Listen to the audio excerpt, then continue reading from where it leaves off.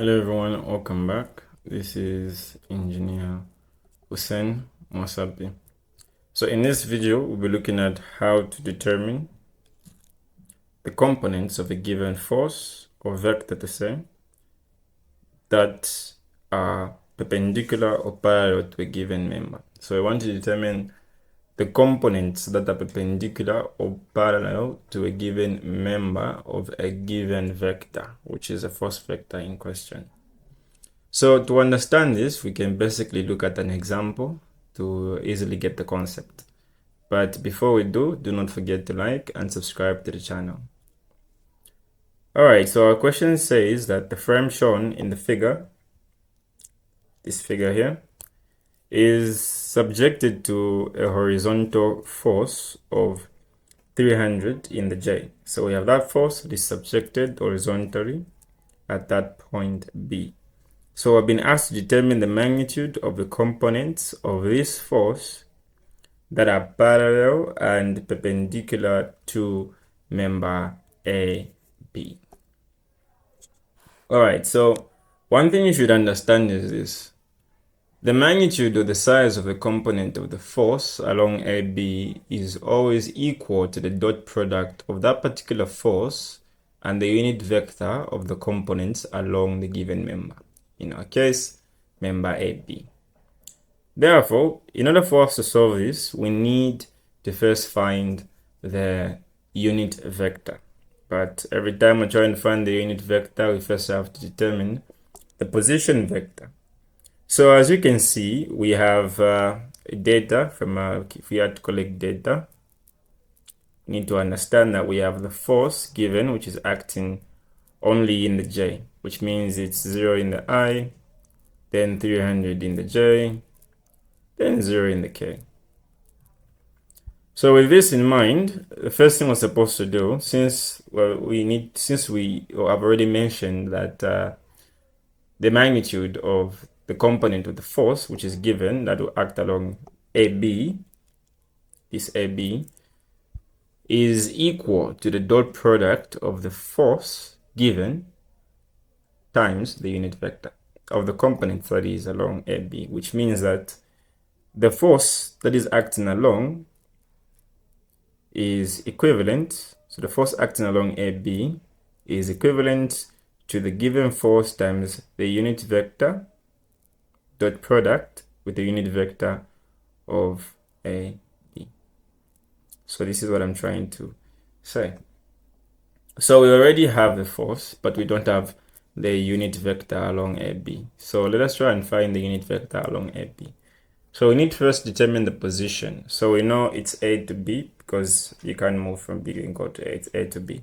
So we know we're moving from A, then going towards B. So we need to determine the position at A. As you can see, the position at A is literally at the origin. So we have 0 in the I, plus 0 in the J, plus 0 in the K. So that's the position at A.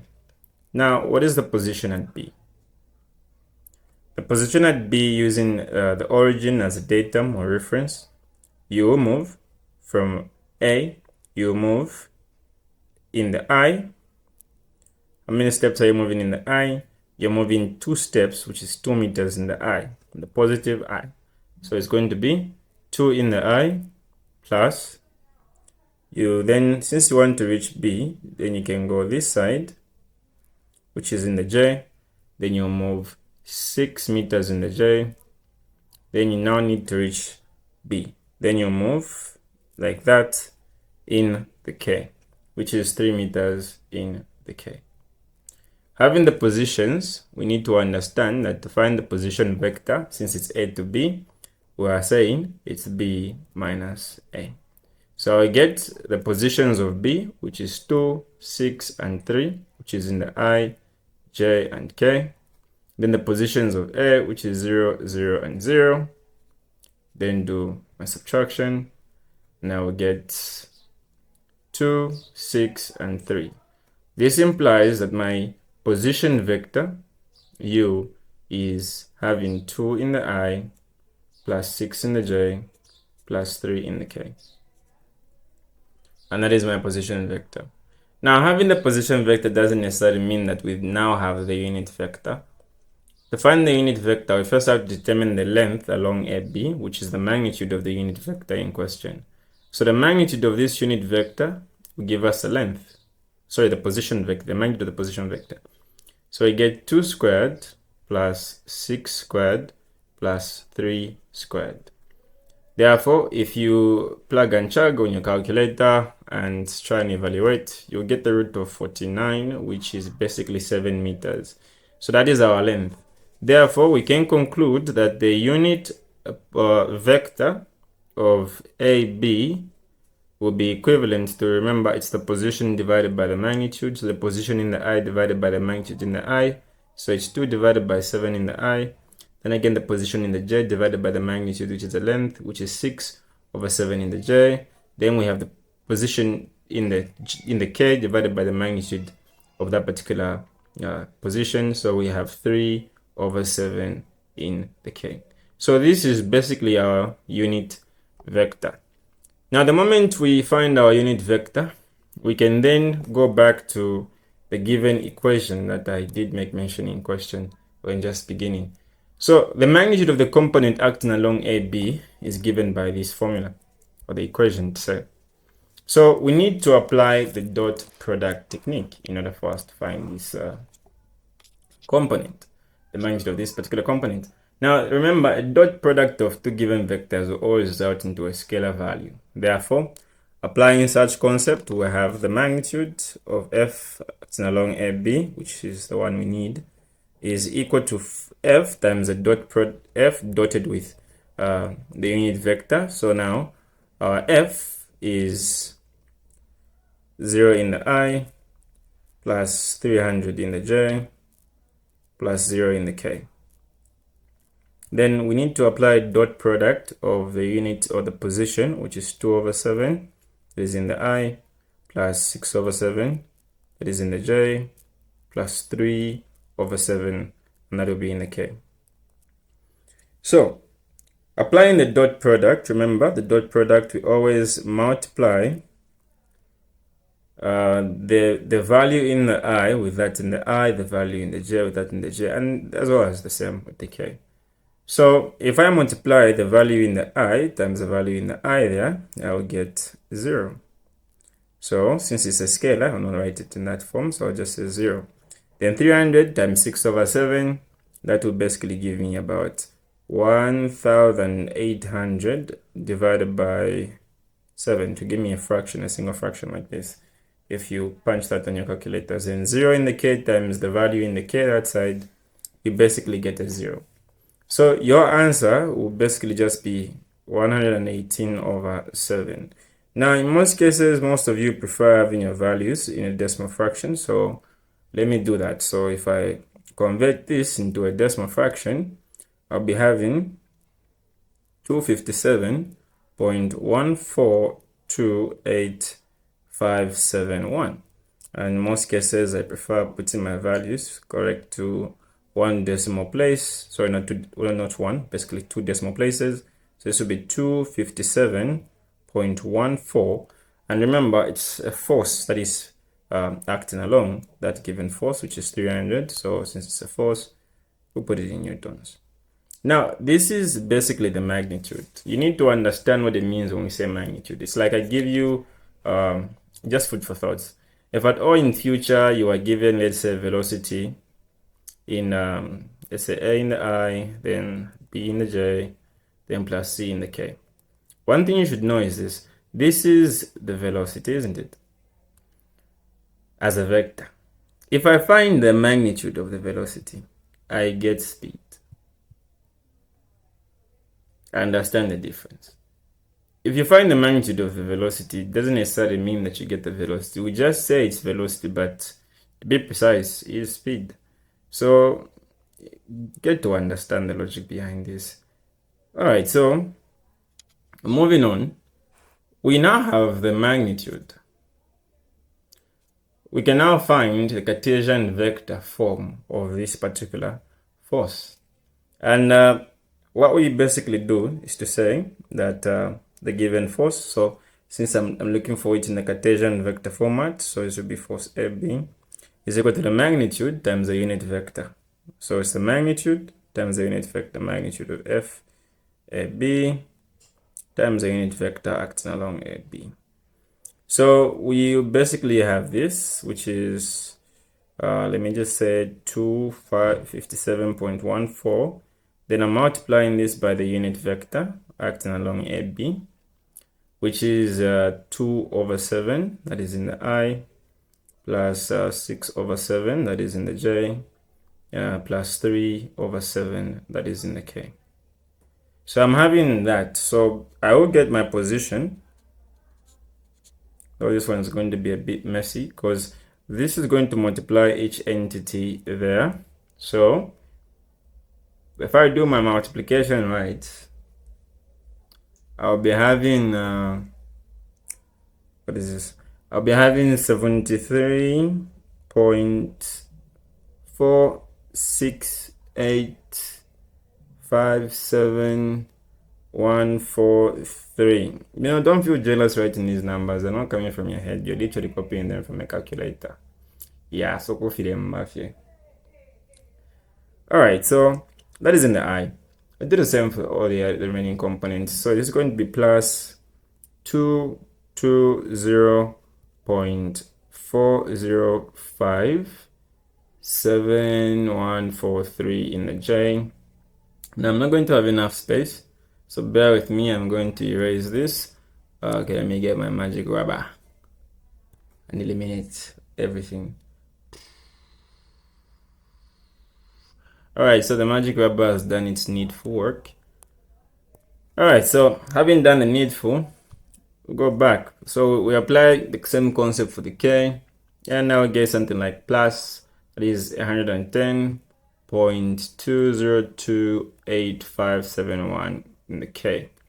I know it looks as though it's a bit of a mess, but with a little practice, you get used to these things, and you end up enjoying it, surprisingly.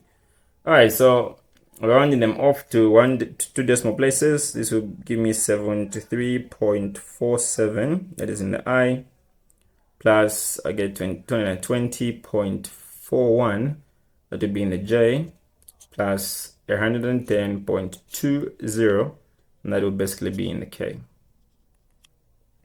Like that. So this will basically be my answer for the force that is acting along the member AB. So remember, we're not just asked, so this is going to be in newtons, so you can put it in newtons if you want. So we're not only being just asked to find the parallel component, we also need to find the perpendicular component along the member AB. All right, so to find the perpendicular component, you need to understand that, okay, let me just do that, just quickly. Okay, so what I'm trying to say is that to find the perpendicular component, let me just give it a symbol as F, perpendicular, so let's just give it 90 degrees there to show it's perpendicular. So we need to find the perpendicular component in the Cartesian vector form. Now the perpendicular component is equivalent to the force minus force AB. Now the force F is this force which is in a different direction. Now in most cases, you'd find most lecturers to give you questions where you will have members and then the force will be acting in a different direction. It sounds so weird and it looks so weird when you look at it in the first play, or mostly when you see the question, but they'll always ask you to find, let's say, the perpendicular or parallel member in most cases. So it's basically about how you are understanding the concept. But as you can see, this image or figure has been written in a different schematic, as you can see here. So just for you to easily understand. So you are having, this is the force AB, which is parallel to the member AB. And then the perpendicular one is literally the one we're trying to find, which is this guy here. I hope you're not lost. So the force F is this one, the one given. And we did find that. So basically we're having the perpendicular force to be equivalent to the position vector of F, which is, remember, it is 0 in the I plus 300 in the J plus 0 in the K. And this will be minus the Cartesian vector form of force AB. And that's basically the reason why we needed to find the Cartesian vector form of AB. So this is 73.47 in the I plus 220.41 in the J plus 110.20 in the K. Like that. So we basically just have to do, addition and subtraction of corresponding elements. So the corresponding values or elements are those in the I and those in the I, J in the J, K in the K. All right, so going to 0 minus the value in the I, so I have minus 73.47 in the I plus, which is 300 minus 220.41, that will give me 79 point, I'm rounding off to decimal places. Okay, so that would be 59 in the J. Then 0 minus 110, that would be minus 110.20 in the K. So basically, this gives us the perpendicular component in newtons. Now, I don't want to, let me say, this is not the only way you can do it. It's not literally the only procedure or method you can use. You can also determine it by firstly just finding the magnitude of the force acting at AB, then applying Pythagoras theorem method, and it will still come out. Because if you find the magnitude acting along force AB, you can say that if you use the formula force, neglect to that, is equal to the root value over, so I'll say magnitude of the force given in question squared minus the magnitude of force AB squared. And this will give you the same value, but the value basically will come out in a different format, because what you will get is, what can I say? You'll get the magnitude of the same particular force, because this is just the Cartesian vector form of the perpendicular vector. But in question, they're saying determine the magnitude of these particular components. So we could also find the magnitude. I guess you guys, if you have watched some of my videos, you can go about finding the magnitude. But for the sake of those who haven't, I will do it. So this is just another way. So let me just complete it by saying, all right, let's find out the magnitude. So the magnitude will basically be, so the magnitude of the perpendicular force is equal to, okay, so the root of minus 73.47 squared plus 79.59 squared plus minus 110.20 squared, like that. So the perpendicular force is equal to, so if I do that, we get a root of 238 something. So rooting that value, I'm just going to plug and check everything on the calculator and just equate. So this will give me 154.52000602. Therefore, if I round off my answer to 2 decimal places, I will basically get something like 154.52. And this will be in newtons. So this is the magnitude of the perpendicular component. Now, the magnitude of the parallel component, which is FAB, was determined already. So we found it here. So in case you feel like we didn't do it. And the magnitude of this other guy is that. So we basically have found everything. So I would advise that you watch previous videos, get to understand position vectors, get to understand unit vectors, get familiar with these terms. Learn how to apply all the laws that are there, because force vectors are quite are quite important to say. Resolving these vectors, applying the analysis is very important. And I know at first glance it'll be a bit difficult, but trust me, a little bit of practice, you get a hang of it. All right, so if you have queries, you can always reach me on WhatsApp on the line 077 149 5252. Remember, slow progress is better than no progress. And let's strategize before becoming a statistic. Let's try and push for that A+.